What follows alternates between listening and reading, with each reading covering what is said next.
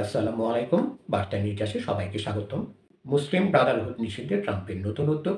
যুক্তরাষ্ট্রের president Donald Trump ঘোষণা দিয়েছেন, আমেরিকায় মুসলিম ব্রাদারহুডের কয়েকটি শাখা নিষিদ্ধ করা হবে। একই সঙ্গে সৌদি যুবরাজ মোহাম্মদ বিন সালমানের অনুরোধে তিনি সুদানের গৃহযুদ্ধ বন্ধে উদ্যোগ নিচ্ছেন। বিষয়টি ব্যাখ্যা করতে গিয়ে এক পর্যায়ে ট্রাম্প বলেন, পৃথিবীতে সুদান নামে একটা জায়গা আছে যা আলোচনায় নতুন মাত্রা যোগ করেছে।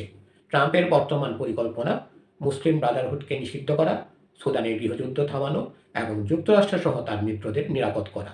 দর্শক, আরও সংবাদ পেতে আমাদের বার্তা নিউজ চ্যানেলটি সাবস্ক্রাইব করে আমাদের সাথেই থাকুন। কারণ আজকের সুদান আবারও পশ্চিমা বিরোধী শক্তিগুলোর নিরাপদ আশ্রয় হয়ে উঠছে। 7 দেশের সীমান্ত ঘেরা সুদান বহুদিন ধরেই মিশরের সাংস্কৃতিক ও ধর্মীয় প্রভাবের মধ্যে রয়েছে। সেখান থেকেই 50-এর দশকে মুসলিম ব্রাদারহুডের আদর্শ সুদানে ছড়িয়ে পড়ে। ইরানও সুদানে তার প্রভাব বাড়াচ্ছে, হুতি যোদ্ধাদের পাঠাচ্ছে এবং লোহিত সাগরে গুরুত্বপূর্ণ বাণিজ্য জোটকে ঝুঁকির মুখে ফেলছে। সুদান এখন নতুন আঞ্চলিক অস্থিতিশীলতার নতুন কেন্দ্র। ট্রাম্পের বিশেষ উপদেষ্টা মাসাদ বুলস শান্তি প্রতিষ্ঠার চেষ্টা চালালেও সুদানি সেনাবাহিনী যুদ্ধবিরতি মানছে না এবং তাকে পক্ষপাত দুষ্ট বলে আক্রমণ করছে, কারণ তিনি ব্রাদারহুডের প্রভাব সরিয়ে দিতে চান। এখন প্রশ্ন, সুদান আবার কিভাবে স্বাভাবিক অবস্থায় ফিরবে? হামদক ইতিমধ্যে দুই পক্ষকে অস্ত্র সমর্পণ করতে আলোচনায় বসতে আহ্বান জানিয়েছেন।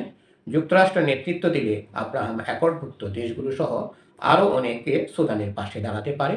ট্রাম্প ও তার প্রশাসনের অতীতের ভুল থেকে শিক্ষা নিয়ে সুদানকে দ্রুত বেসামরিক শাসনে ফেরানো, সন্ত্রাসী অর্থদাতাদের বিচারের মুখোমুখি করা এবং মুসলিম ব্রাদারহুড নিষিদ্ধের দিকে এগুচ্ছে।